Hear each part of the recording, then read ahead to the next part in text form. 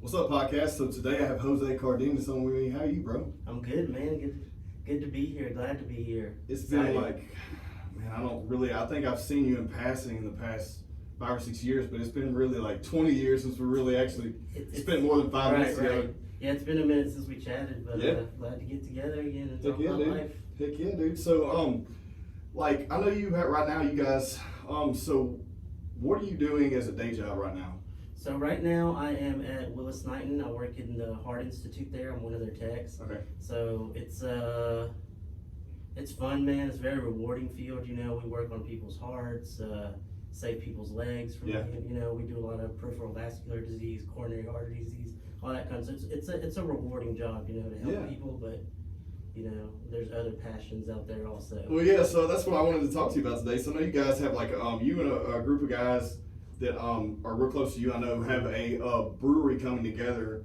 And tell me a little bit about how you got into that. So basically, we're always talking about, you know, like how people's evolutions and where they got started and all that, you know, and to where you're at now. I know you guys like don't really, like, it was started as a hobby from what I understand, Right, and now it's right. growing into something that's going to be a business. So what's up with that? Right, so it basically just started as a hobby. The 7 Tap was something that just kind of came along as time progressed.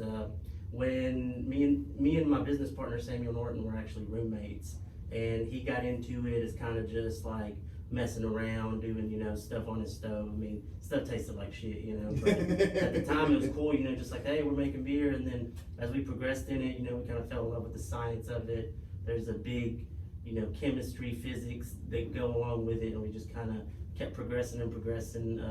Did some events, got some great feedback, won some awards, and now we're trying to make this a business and head for the big times, hopefully. So what's the story behind the name?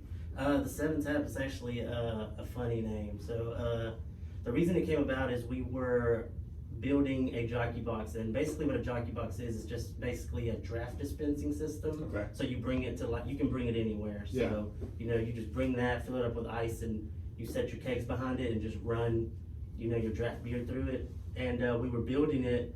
Well, we had been drinking when we were building this thing, and we were originally supposed to have 6 taps on that thing. Yeah. Well, we drilled an extra hole with 7 taps, so we just kind of stuck with it. Okay. And there's a story behind it, so we just kind of rolled with it. Yeah, I mean that's always a good, whenever you have a business name derived from an actual story, not just something someone come up with that sounded cool. Right, you know what I mean? right. Well, like, so are you? Because I've done another show with you know, talking about beer and stuff, but with you, I know you, and I've known you so long. Right.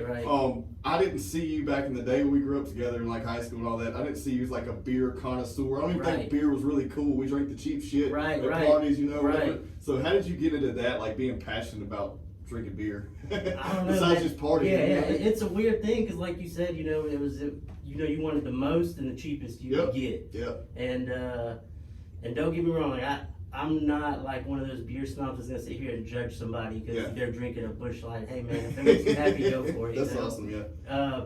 But I don't know, man. Just the evolution. I fell in love with it. I fell in love with the ingredients you could use, and it's kind of like I relate it to, you know, like chefs and stuff. How they can interpret themselves through their food, or Yeah. musicians, artists. We kind of do the same thing with beer. Like we do what we like. We're able to, you know, it's a whole world that, you know, a lot of people just aren't educated on per se yet, and the things you can do with beer and what true beer is, you know. Yeah. So I just fell in love with the science and just the versatility of it, I guess. Well, from that, so like you said you guys like attended shows and stuff, and you kind of grew something. So where do you decide, when you're playing around in the kitchen making beer, to where do you make this shift of, okay, this is working, let's go do this in public and let people that we don't know try this stuff? Yeah, it's just we were like, hey, let's go for it. I think our first show we ever did was in Dallas, and we were just like nervous because it was a competition, and these are like big time, like in the brewing industry, there's like big time what they call home brewers, which is just, right. You know, everybody brews at home, and a lot of these people we competed against are actually like breweries in Dallas that are open now, so we have a great connection with them, and we actually ended up taking like 2nd place overall, which was just like, okay, we're okay at this. That was your first show? Yeah, it was first Okay. show, okay. So we're like, okay, we're good at this, and then we just kept doing stuff, submitting stuff, getting awards left and right. So we're like, okay, let's try to do a business. And we were reluctant about it at first because craft beer is it's a good industry, but it's not an industry that you're in for the money necessarily. Right. You know, it's more of a passion, you know, so we're headed there. Well, what separates, like, because I know there's so many craft breweries out there now. Right. You know, it's like crazy. So what separates what you guys are doing from everywhere else? I think with us is that we kind of push the boundaries of craft beer. Like, we're very like innovative with the things we do, but we also at the same time we stay true to the basics. Yeah. Like, if you're an American light lager drinker, I mean, if you drink Bud Light, like, you come in there, we're not gonna have anything similar to that, but we'll have a lager for you. So Okay. I feel like we're versatile to everybody, to where, you know, the non-beer connoisseur can still come in there and feel comfortable about the beer they're drinking, as well as the, you know, most experienced beer lover, passionate, they can come in there and we'll have something for them. So, okay. I mean, that makes sense. I mean, I think that, I think there's like a lot of people, like you said, beer snobs. I'm not a big beer guy. Right. I love tequila and I love, hard liquor. I got away from beer after I didn't have to drink it anymore. You know what I mean? But I do appreciate the artistic, you know, component behind it, because you can do so much with it now. Right. I just saw the other day where they had like this pickle beer out. Right. Yeah. Have you tried that yet? Yeah, I haven't. I mean, it's just interesting what people are doing and you know, making. But then there's those people that just go to a brewery and look down upon others. Right, you know, the good old boys that are drinking Bud Light or the Middle Light. Right. You know what I mean? Yeah, that's not the case with us, man. We are open to everybody, and at the same time, like, we get people sometimes that aren't beer drinkers. Like, we want to sit there with you and find a beer for you. Okay. You know, something that you like. So our biggest thing is, like, as long as you're drinking craft beer, or like we can help you find that craft beer that you like, that's what we're all for. And back to like the pickle juice thing, it's crazy. I think a lot of breweries are just right now they're pushing the boundaries, trying to see what they can do, something innovative, something crazy. And at times it is getting a little too gimmicky, which I don't like when stuff is getting too gimmicky. But you know, it is what it is. You know, you just gotta get through it. Well, so let's backtrack a little bit. So before, I don't know when we met. It was probably, man, I would say, I don't know. We went to school and we're in West Louisiana. Went to school at Halton. Most of my life, that's where I went. Right. I'm not sure, when did you move there? So I moved to Houghton probably when I was 12 or 13, so like in middle school. Okay, so I think I met you in middle school, maybe in the beginning of high school. Yeah. But so before that, where were you from? So I was originally born in Dallas. Okay. Yeah, I'm from Dallas. Still have some roots there, have some family there. So yeah, Dallas. I am the son of 2 Mexican immigrant parents, so that's something that I've always been like, you know, very proud of. Yeah. And it's kind of like an inspiration, motivation to, you know, work hard in life. And then, so as you can imagine, moving to Houghton was kind of a bit of a culture shock. Yeah, man. I remember that. Yeah. I remember that. Like, you were like the only Hispanic dude around. Yeah. But no, I always love that, hearing about like first generation Americans that come from immigrant families, because I feel like everyone that I ever talk to or hear from, you have the work ethic, man, because it's like, you know, from, you know, learning from your parents, you know what what you have here versus what you would have had there. Right. Yeah. And you know, that's the thing. Like, it kind of keeps you humble in a way, and because my parents, you know, they're not the most educated people, but they knew hard work, and and still till this day they know it, and so it's kind of like they kind of handed you this golden opportunity to like try to do something in life, and you didn't want to, you know, piss that away. Yeah, I mean, because you basically you have the work ethic in the house, and then you have the opportunity for education, and you combine those together, and you can do whatever the hell you want. You know what I mean? And like, that's hard for a lot of people in other countries and other areas. You know, they don't have that opportunity. Right. You know, they don't know that. Yeah, I feel like this society's so spoiled right now, dude. There's so many people that are so self-entitled and so fucking lazy because they don't know. They don't know any better. It's not their fault. It may be that, you know, their parents' fault for not actually pushing the boundaries. Right. No, I get it, man. I understand. I agree. It's sometimes you just gotta go out there and get it, man. It's not gonna just come to you. I don't know, dude. I know, for real. So what are your parents thinking about what you got going on? Well, so my dad, he's all for it. My mom, that was a big conversation there. She's very like devout Catholic, As Got far as you. the Okay. woman Yeah. doesn't like the thought of me drinking alcohol or all that stuff. So had to explain to her about, it's a hobby, it's a business, it's, do I drink beer? Yeah. Do I drink all the time? Probably so, but it's not, my main intention is not Right. to just be getting trashed every No, you still have a career and you're Right. trying to start a business. Right, yeah. So this is something that you're going to continue into in the medical field of what you're doing and just do this as well, or are you eventually hoping of getting out of that? Are you going to try to do both? Yeah, so my plan is to do both. Cool. As a businessman, you say you're a businessman, and all these people have these connotations that you're in it for the money, you're gonna get rich.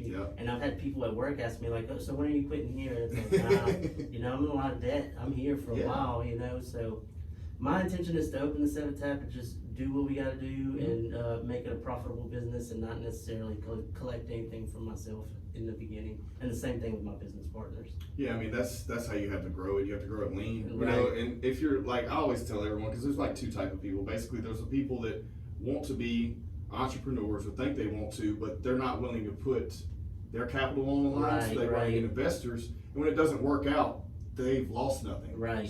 But someone else's money. Yeah. You know what I mean? So there's really no gain there. They didn't learn anything from it. Right. And then there's the type of people that do what you guys are doing, which you started with your own, on the back of your own skin, and you're still doing your day to day and growing it the right way. And I think that's the, in my opinion, the best way to grow a business, because you're going to go through all the struggle. And it's on you. You know? That's the thing with us. I mean, that we've sacrificed a lot ourselves. It's just whether it's financially. I mean, we pay on this thing every month. You know, and we do have some investors, but it's not like, they're the right. But like most of it is funded by banks, so we got to work our butts off to make sure we pay that back. Yeah. No, of course. So it's our butts on the line, and we're just ready for it. So what are you guys gonna do? So as far as you laying out a facility, what's gonna be different from yours than other breweries around? What do you guys got planned for that? So I guess our main thing is we're gonna try to attract people to us, and that's what we want. So we have a tap room. We'll have a production facility there. So we'll have and then we'll have a tap room. We'll have like an outdoor beer patio kind of area. And so it's a big area, man. It's a big space, so we still have a lot of room to play with. So how many square foot are you looking at? The whole facility is about 16,000. Oh yeah, you got a lot of room. Yeah, but it's filling up quick, man. As I see construction move along, it's filling up quick. So it's big, man. So we'll have, we'd love to do a lot of live music, stuff like that. Just stuff to get the community involved. Well, with everything going on with all this COVID stuff and all that, how's that affected you guys growing and kind of doing what you're doing? It's affected us a lot, man, because we couldn't open right now. Right. No. Yeah, like if we were ready to go right now, we couldn't open just because the way everything's set up. Yeah. We'd be able to do like to-go sales, but that would be about it. Yeah, and that's being a new business, that's hard because you're not branded, and being able to try to I mean, you want to be at full capacity too, possibly when you open, not trying to do it limit. Yeah, and so originally we had planned to like be open around this time. Yeah. Because we were fully funded like at the beginning of the year, and then all this COVID stuff started happening, so we kind of took a break. So we suspended construction, and luckily we were in a place to be able to do that and still be okay, Yeah. So we suspended construction for about 2 or 3 months. Once it looked like it started getting a little bit better, we said, okay, let's go for it. So we're hoping, for the best right now. Well, I mean, and I'm like in a marketing background, but for me, I see blessings in disguise when these things happen. Like, it sucks because you had a plan, but it got pushed back. But now it gives you a little time to sit back and say, okay, instead of rushing this thing like a lot of business owners do, they're quick to get it open, and they just, because they got to start paying that note, you know what I mean? So they're quick to get it open, but they're like, okay, they get an influx of stuff. They really haven't focused on how they're going to brand themselves, how they're going to get in front of people. Yeah. So it's almost a blessing in disguise, in my opinion, where you can sit back and strategically plan things a little better. Right. As far as how you're going to get out in front of everyone, what you're going to do, how you're going to, jump these obstacles coming up with everything that's going on in society, and as far as COVID and health risk issues and stuff like that. No, I agree completely, man, and I want to say like we're lucky and we're blessed that we are in a position to where we can kind of take our time with it. Like we're in no rush to get things going. Because the last thing you want to do is open and not be ready, Oh no, man. or It happens a lot too. or put yourself at a disadvantage of any kind. So we're lucky that we're in a position where we can take it steady and kind of figure things out. And when we're open, we will know that we're ready to take this thing on. That's what's up. Well, look, I got something for you real quick, and I don't know if you can do this right now, but I got some beer, man. Uh-oh. And I found some, and I'm not a beer guy, okay? But I don't know if you tried this yet. Oh, dude, I love that stuff. Okay, I haven't had it yet. I want to try it. Okay. Can you drink it? Can you have one? I can have one right now. Let's have one, dude. Okay. Let's have one. I saw this, so I don't know anything about it. How about you educate everyone on what this is? Yeah, so this is CBS, so this is a Canadian breakfast stout made by Founders. I want to say they're out of Michigan. That's where they're at. So this is a pretty heavy morning beer there. Oh, good for you. Yeah. I still got the old high school ring that I used to pop them off with. I hear ya. Yeah, man. So I figured, hey, it said it had coffee, chocolate, and maple syrup. So I was like, hey, this may be good breakfast. Yeah, man. So me personally, I love that.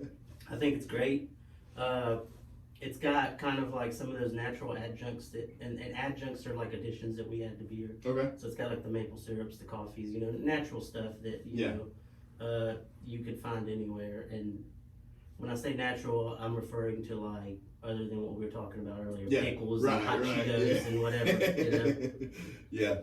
Well, let's dive into some of that, man. How about I'd love to give like listeners value as far as not knowing about stuff. So can we roll through like the beer process, like where that starts at, how it's made? Because there's a lot of people that probably don't know that unless they Google it and just are really interested. But I think it'd be cool to kind of get into how beer is actually, how it starts from nothing until what it is now, and then maybe adding these things like you were talking about. Right. So beer is always composed of 4 ingredients, which is water, yeast, malt, and hops. Okay. And so those are your basic 4 ingredients that you'll do. So when it comes to brewing, I mean, it's a crazy process, man. It's a very scientific process, and it can be done many ways. I've been to many breweries, and everybody does it different. Really? Even people at home, they do it different, and everybody has their own ways. And you go to these breweries sometimes, and they're the most state-of-the-art facilities, man. I've been impressed, like going in some and seeing the equipment they have, and being like, holy shit, like this is crazy. Right. So you go to these breweries that are the most state-of-the-art facilities you've ever seen, and I've had beer out of there that was subpar. Right. And I've been to breweries where we call them Frankenstein systems, where it looks like they piece some stuff together and they're producing the most world quality stuff, So equipment's important, but at the end of the day, it's the people behind it. So basically, the start of brewing, you would take your grain or whatever, and we like to mill it. So when you mill it, you kind of crush that grain and, open up the spores so you have the sugars and stuff extracted. So then you would go into what we call the mashing process. So when you mash, you add water, and basically at a certain temp, and what you're basically doing is you're extracting the sugar out of this grain, which is the end product is that sugar is what's going to convert to alcohol. Okay. So you extract that. Basically, you're making oatmeal, and you're extracting the fluids from it, and it's taking the sugar. So after that, you go into your fermentation vessels, and that's where you add your yeast. Your yeast eats away at that sugar, creates the alcohol you see. Okay. And then after that, you would move on to filtration, carbonation, whatever the process is. Gotcha. So that's just the yeah. I mean, that's a quick summary to break it down for listeners. I mean, I honestly, anytime I've tried to hear someone talk about it or explain it, it's a lot more in depth than that. That makes it actually easier to understand. So how many times did you mess it up when you guys first started doing it before you got it right? Let me just so people know. After you mash, you boil. Then you go to you boil to get rid of any tannins or any crazy stuff that might be in there. And then you go to your fermentation. Gotcha. I just realized I forgot that step. That's the most important step. Yeah. What was the question again? Sorry, I got caught up on that last one. Oh no, man, it's good. I said, how many times did y'all mess it up? Whenever you when you first started trying to brew, like how many times it take it to get where it actually tasted good and you enjoyed it? Oh, dude, we messed up some stuff. It was. We have experimented a lot, and I mean, just me personally, I've jacked some batches up. Yeah. And beer's a crazy thing because it takes time sometimes. Like certain styles, they just take time. Like our most award-winning beer, me and my buddy Samuel, we actually brewed it and it's a stout that we do kind of similar to this, but we add Mexican chocolate to it. Okay. And the first time we brewed it, we pulled a sample about a week in, and it was the nastiest thing you ever tasted. It was gross. Sam was like, throwing up, like it was bad. Like, it was just like this bitterness overload. So like, man, that is not good. So we decided, hey, just let it sit there another 2 weeks, let the yeast do its thing, let time, and we ended up just kegging it after a couple weeks, and it was like the most, it just evolved. It was the most delicious beer we had ever had, and we gave it to some people to try, and they were like, I love this, Yeah. And then that's the beer that ended up getting like second overall. Okay. And then it got a gold medal in its category, that same beer. What's it called? It's called Coco Loco. Awesome. Nice. So, and that's cool too. So you're able to bring a bit of the, the origin, the Hispanic like vibe behind what you're doing, which is like, it's gonna make you a little unique and possibly. I mean, I don't know. So I know everyone stereotypes, Hispanic people for drinking tequila. Right. What have you seen as far as your people drinking beer, like as far as? So it's still, and it's crazy because when you're dealing with like Hispanic people, you always have like your true Mexicans, and then you have your like first generation like me. Yeah. And I've seen a growth in craft beer in that first generation of people. True Mexican people, they're still, they're on their Bud Light and all that stuff, which is cool. But I mean, like growing up, or not growing up, like after, we got out of the Busch Light, Coors Light phase or whatever. Yeah. My favorite beer was always Dos Equis, which is a Mexican lager. Right. And I still, I know some craft beer purists out there would be like, you shouldn't be drinking, that's the big man there, you shouldn't be drinking that, but I love a cold Dos Equis. Hey, Dos Equis, everyone always says that, man. The big man had to start somewhere. Yeah. There was a small business before they turned into a large one. But I love, I'm not an avid beer drinker anymore, but if I do have a beer, I'll drink a Dos Equis if I'm somewhere that has, that's their import. Right. You know what I mean? I don't like American beer. Right. Because it's, honestly, I drink to get me a little buzz and feel good, mm-hmm. and I don't want to drink 10 beers. Right. I'd rather have 2 or 3. Right. So I always pick something stronger. This was really strong. Yeah, that stuff there is. What is it, 11%? Yeah, that's what I'm talking about. Yeah, so that's the thing that sometimes in craft beer evolution, what I've gone through is when I was learning, I wanted the hoppiest thing you had. I wanted the biggest beer you had, most ABV, darkest, thickest, whatever. Mm-hmm. And then as I've evolved, I kind of all right, I just want something light, refreshing. And that's why we do a beer called Don Pablo, okay, which is a Mexican lager. Nice. And that'll be our flagship that we push everywhere, So it's something very nice, crisp that everybody can drink. How does it compare to a Dos Equis? Very similar. Okay, cool. Yeah. So, and so what's the deal with, do you know the story behind why people add limes to those imported beers? I honestly do not know, man. So I heard, I don't know if this is true or not, but I heard that they use the lime to clean the top of the bottle, and that it wasn't used to put down into the beer. But I know a lot of people put it in the beer. I have no idea. Sounds like it could be true, man. But I did hear that, as far as cleanliness and cleaning, disinfecting the bottle before you drink it. Yeah. Drink it, but that's what I heard. I heard that from someone not too long ago. I have no idea if it's true or not. But another thing is, so what's the difference between a stout, like this, you said this is a stout, mm-hmm. and a lager? Because honestly, I never know. When I go, anytime I do go, I try to go to breweries, I like to try stuff. Yeah. And I'm just like, let me try that, and I look at the name, and I look at the ingredients, and I'm like, I want to try that. Yeah. But I have no idea what the difference is. So basically there's 2 types of beer, which is lager and ale. So lagers, which are your Dos Equis, your all that kind of stuff. Yeah. They're actually fermented at lower temps and longer. Okay. So, and then everything else falls under the ale category, like your stouts, your IPAs, all that kind of stuff. Because they're it's ale and lager. Yeah. So they're fermented at higher temps. The ales and lagers. It's a crazy thing because it's the simplest beer to drink, but it's actually the hardest one to make because you're fermenting at lower temperatures, you're fermenting longer, and also you can't hide any imperfections in that beer because it's so light, Yeah, If you mess something up, you're gonna taste it right off the bat. Where something heavy like this, mm-hmm. You had some coffee, you had some maple syrup, you might be able to hide a couple things, That's that's always been interesting to me because I can't drink the real heavy dark beers, but I can do the ones like this that are barrel aged. And I thought it was always interesting. I guess maybe because I like whiskey and it adds a little bit of that. Yeah. What's the deal behind that? Because I feel like anytime I see a barrel aged beer, I'm like, damn, I want to try that. Yeah, man, it's a crazy thing, and I've seen that with a lot of people that they're like, I'm not necessarily a beer drinker, but they see this super heavy, thick beer and they like it. And I think, you know, as things are evolving, we're seeing a lot of these like experience like whiskey and bourbon drinkers that are like, and they want that, and they see some of those characteristics in a beer. And I think that's, you know, I think that's what's helping grow it. And you know, sometimes just to say that something's like barrel aged, I think it adds that kind of like mystique to it. Yeah. And sometimes, like, you know, there's breweries out there like, oh, this was aged in Peppy Van Winkle barrels, and people are like, oh man. Yeah, that's some high end shit. Know? Well, like, so when they say barrel aged, so with the whiskey, I know it's a really, you know, it's a time period, it's a good time period, and then they barrel age and everything. It'd be the, you know, you have the reposado for the tequila. Yeah. But with a beer, how long do you have to barrel age it? Like, what's the shortest, you know, where you could actually roll it You out? can probably do about 3 months. I've seen some people go up to like a year or even longer. It's crazy. So basically what you're doing is you're taking like freshly dumped whiskey, tequila, bourbon barrels. Like as soon as, you know, whoever the distiller is, they dump them. You just go buy them from them? Breweries try to get them in and get beer in them as fast as they can.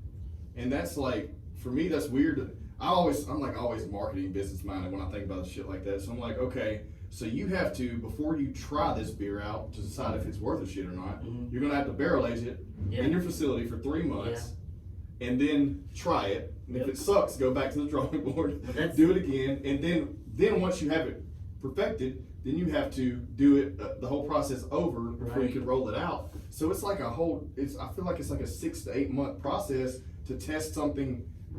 It just seems like a lot of work and risky for something that may not work. It is risky because it's a big investment. Yeah. Because, you know, the thing people don't understand about breweries is like, our biggest thing is being sanitary. Yeah. Like, I've heard many people refer to brewers as like, you know, overglorified janitors because.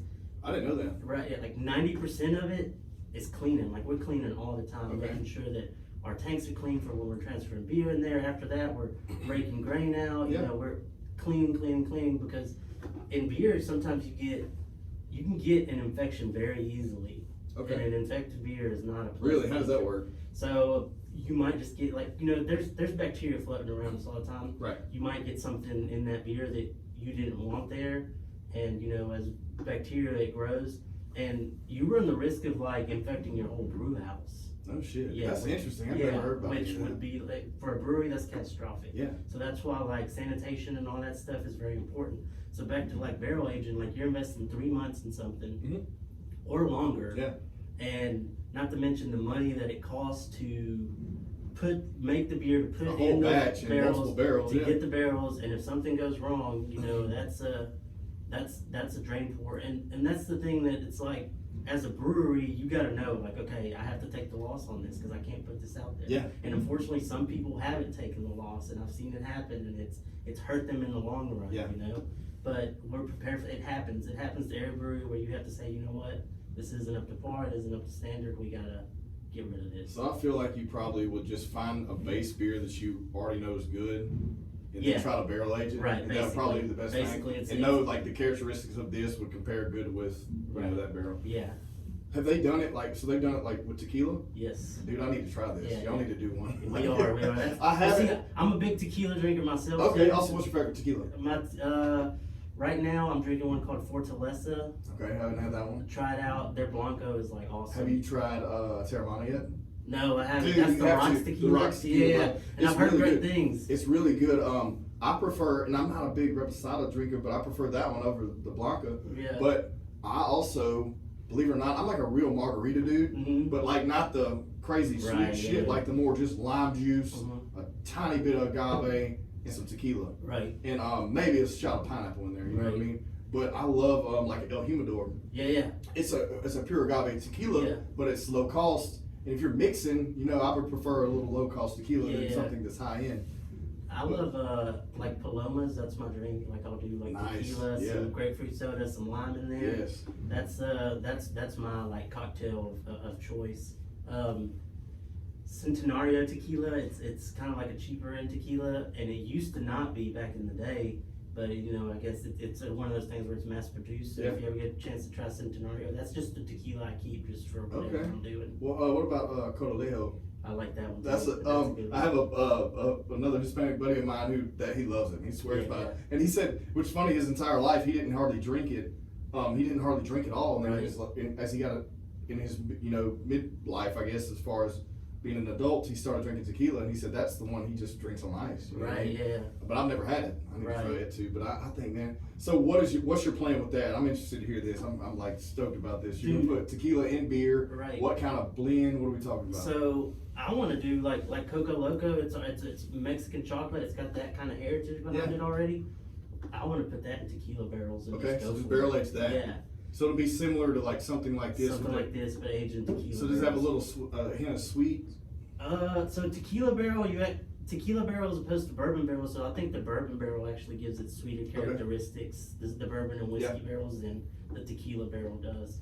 I haven't had many because there's very few breweries doing it. I haven't seen it anywhere. I've always seen the whiskey barrel. I love the idea of so all tequila, it's made in Jalisco, Mexico, which is where my dad's from. Mm-hmm. And nice. So my dad's hometown is probably like a hour and a half away from the actual town of Tequila, Jalisco. So I love to even and I've talked to one of my business partners, Colby, all the time about this. Like, let's fly to Guadalajara. It's dangerous down there right now, so we're hesitant. Fly to Guadalajara, go out to Jalisco, and just go on like a tequila tour. And even establish a relationship and just take some barrels straight from the distiller. Dude, and if you do that, you have to document that, dude. Yeah. Because I feel like so many people, I get to be a marketing nerd, right? But I feel like so many people have a great origin behind what they have, but they haven't shared it. Like, this is a great beer right here, and I'm sure it has an interesting story behind it. Right. Like, so documenting all that shit, and then, it makes the beer taste that much better. Right, you know what I mean? Right. That just seems interesting to me. No, I'd love to do that, all that, man.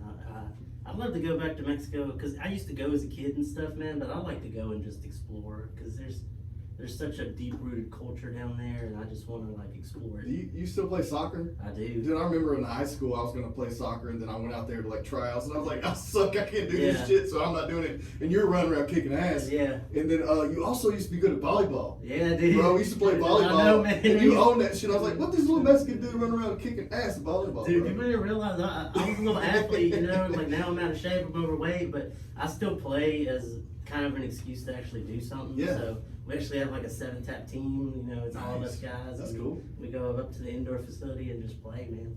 Yeah, that's awesome. So I feel like you stay true to your roots, bro. I gotta be, man. And and then mixing everything into what's going on now. Yeah, I think it's good, man, to represent yourself, I think, and kind of put that at the forefront. So. Yeah.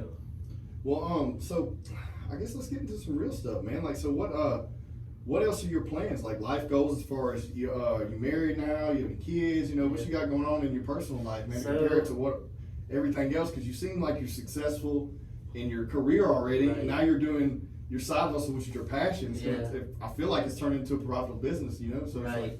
Yeah, man. So I'm married. I got a wonderful wife, man. She's been so supportive through all this. I got a daughter named Zoe, and she is. I like to say she's my biggest blessing and my biggest headache. How old is she? She's 13. Okay. And she's gorgeous, man. Love her to death, but she's just getting to that age where I had to kind of reel her in. Yeah. And then we got another one on the way. Nice. So, congratulations. Yeah. He'll be here in October. Nice. Yeah, there you go. Yeah. You got a name yet? Christian Luca, man. You heard it first here. Nice, bro. So we're excited about that, man.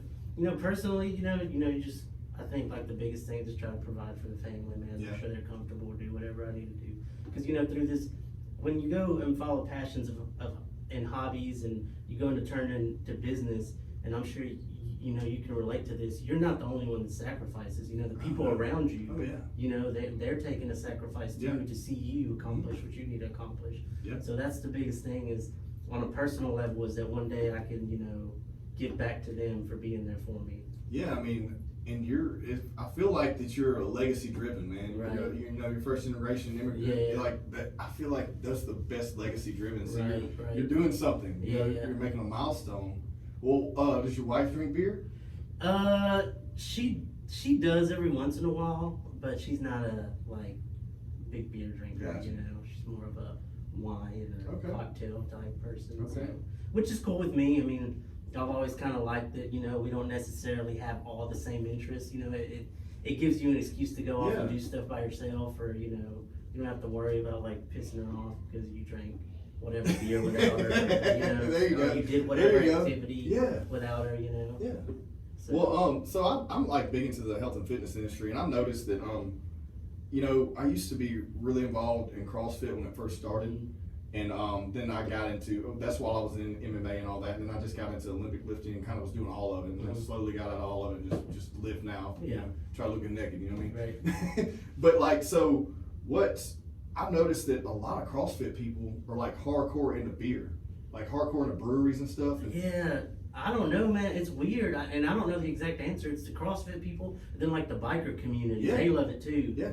And I think it's great. I mean, whatever we can do up there, like, there's a lot of like the beer yoga stuff too. I've been seeing that, dude. Yeah. It's like, because you think about it, like people are health nuts and they're always talking about, well, this is not, especially like a homebrew beer, like, or something Yeah. like this. This isn't no low calorie shit. No, right here. no. This is probably, I don't know what the ingredients It's are, got but to be something crazy. it's probably like 400 or 500 or more than that. You know what I mean? But like, it's just interesting to me that they enjoy that, and maybe it's just the atmosphere of a brewery and getting together and authentic. I don't know. It's just. Well, always I interesting. think there might be like a sort of like a relaxation thing behind it. Like, I don't know, like even growing up, like, your parent, your dad, or whoever, they would have a beer. Like everybody always says, a beer after mowing the grass is like the best. Oh yeah, thing. it's the best. So I think it might be something like that. You sweat whatever out, and you just need something. Yeah. To, I mean, that makes sense. I just always found it interesting when I would go to a brewery, no matter where I was at. I feel like there was always like a group of CrossFit dudes and chicks there, hanging out. It's a weird thing, man. I've seen it though, and I'm all for it. Whoever I can bring into the brewery, let's do it. What do you think's like your target demographic? If you were to break it down and say, okay, male, female, age. Yeah, and that's the thing, man. It's a weird thing because you have like your craft beer drinkers. You have a lot of like business, young business, middle class guys that are like, very big into beer. And then you also have like your, like hipsters and stuff that love craft beer. Yeah. People that are like rooted to the community, that want to support local, that group so it's a weird thing to try to like include everybody, and that's what we want to do. So we try to brew versatile beers that we can, apply to all people. Is this something that's going to be like just in-house, or you guys wanting to go distribute one day, or what do you think? Yeah, so we'll distribute in kegs and stuff. Nice. And all that kind of stuff. Because I know a lot of people have ran into that being an issue, just from me looking from a 1,000-foot view, as far as there's so many breweries out there, especially in Texas. Dude, Texas is insane, bro. Yeah. Just around the Dallas community, I mean, I don't even know how many there are now. Right. If I had to guess, I would think more than 25. Right. And like, I know that it got competitive, and around the market we're at here, like a lot of people shut down distributing because of the overhead costs, Right. So yeah, we're gonna distribute. We feel like we have a good enough product to where we'll be able to bring people in, and we'll be able to, we want people to have our beer on tap at places. I love to go to like just different restaurants and stuff. And yeah, like you said, the growth is crazy. Dude, it's insane. And I've read a lot about it. I like to keep up with the numbers, because when we were like coming up, like it was like the craft beer boom. Now it's kind of settling down. Yeah, how long have you been doing this? Dude, I think we started 7 Tap in 2015. Okay, yeah, because I remember like years back, whenever we started the business and I was really active on social trying to get our name out there, I saw you guys doing your thing, and I was like, look at this, man, you're doing something. Like, I always love to see people that like that we grew up with, because there's so many people, and I hate dogging people, I'm not gonna dog them about it, but there's so many people that just kind of just go with the flow, man, and then they sit around and complain, and they never take a chance, and they, and there's a lot of people that I thought had potential we grew up with that aren't doing anything now. I'm like, dude, you were awesome. What the hell happened? Yeah, and that's the thing, dude. Like, I have a pretty good day job. Like, I feel like from the outside looking in, people could say like, oh, you're doing good for yourself. Yeah. You make decent money. You're successful. But it's like, nah, man, I want more. You gotta put your ass on the line. Yeah, dude, it's not even about money, like at all. Like, for me, success is not money. Right, Success exactly. is happiness. Yeah. Even if you're happy in that 2-room single wide trailer like I grew up in, Yeah. and you're happy and you know, everything's great, cool. Right. But, you know, versus that, you know, $1 million home where you hate your job, you know. Yeah. But it's like you're doing, when I say that, I guess, I mean, I don't want to say a lot of people we grew up with aren't doing something successful. I'm not saying that, but I'm saying, in my opinion, success is being happy with what your life is. Right. You know what I mean? Exactly. And I feel like what you guys are doing, like you're putting your passion out there. Right. And dude, you cannot get any more authentic than that. Right. Dude, and that's the thing I noticed about you, is because I could have never pictured you doing this. I could have never pictured me Right. doing this either, dude. Right. And I can relate to it, because I think when it comes to beer and stuff and just growing this business, and what I see about you is the same thing with me, that when you find something that you're passionate about, it's easy. Yep. You know what I'm saying? Yep. It's like sitting here talking about just life and stuff that we're passionate about. That's easy stuff, it is. man. But And, people are so scared to take a chance to Right. follow their passions, Yeah. because I feel like the number one issue with that is insecurity of what someone may think. Right. Whether it be their parents, Mhm. whether it be their significant other, Right. whether it be their class they graduated with, Yeah. their social media following, Right. you know, like, and then it hinders so many people from being successful and actually enjoying what they're doing with their life, man. Right. I know that if you were to like visit a nursing home and talk to 90% of the people in that nursing home, I guarantee you they're full of regret, because of things they didn't take a chance on doing, Right. that now Yeah. they wish they would have, and Yeah. they realize that, okay, my life's almost over with, Right. and I should have just did it because it wasn't that big of a deal. Right. That's the truth, man. I think enough people aren't, pursuing what their passion is, and Yep. I mean, failure happens sometimes. Dude, and you learn from it. You have to, like, just like you said, y'all Yeah. fucked up how many batches of beer So before you got many on one night, batches, dude.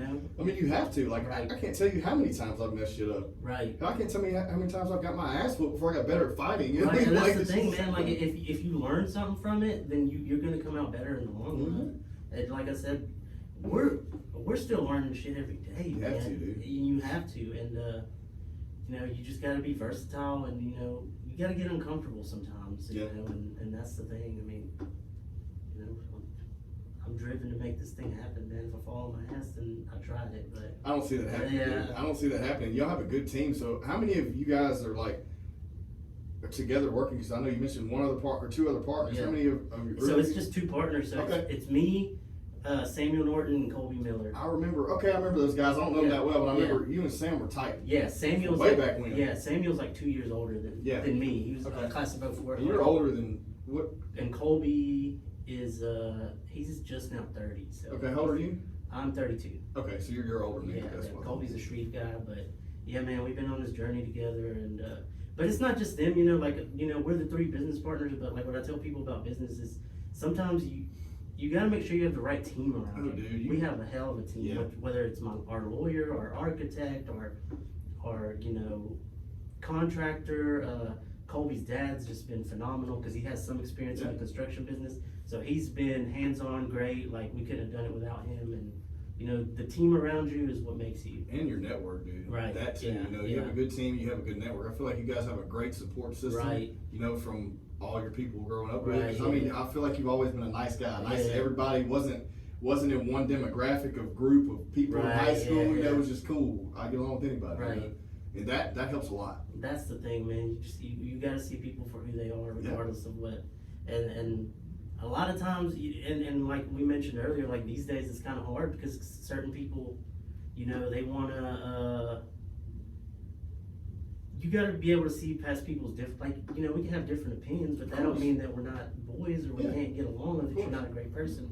And that's part of the problem these days. Oh, I know. Everyone judges everyone for their Yeah. opinion, and the thing is, you have the right to your own opinion. Right, That doesn't define who you are as a Right. person. It don't make you a bad person. It don't No, mean we man. can't go have a beer. That's why I don't get into politics or religion and all that stuff. It's like, dude, it doesn't matter. Right. That doesn't matter here. Right. What matters here is the real shit. Same here, man, and it's dumb when people get in discussions because I feel like people these days, they're not like necessarily listening to you to get your point of view. No, They're trying to just- form their argument. Yeah, they're against already you. creating an argument before Yeah. you open your mouth. Right. And that's like something I'm not about, and I don't want to, That's same I don't here, want to get man. any attention to, and that's why I'm so like selective with what we're doing here and Right. who's coming on the show and what we're talking about. Because like, dude, we're not putting any negativity out here. Right. The only time I say something negative is if I have a positive message right behind it. You know what I mean? Like, get your ass up, get to work, so you can do better. You know what I mean? That's it. Like, Yeah, same we're here, not. dude. I'm cool with all y'all, man. Yeah. Let's go have a beer, talk about it, and just chill.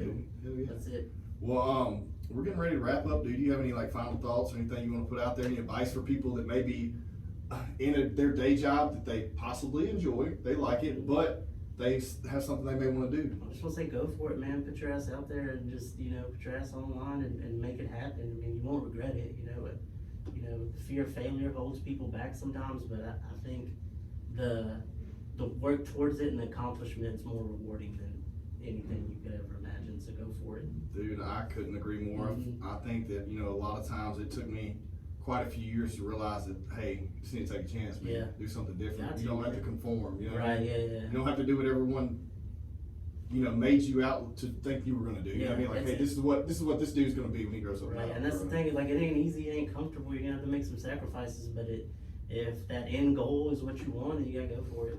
Yeah, dude. Well, I appreciate you coming on, dude. It's Thank good you to for catch up having with me, you, man, it's man. great. All right, everyone, please subscribe to the podcast. That was awesome, Good, man. dude. Yeah.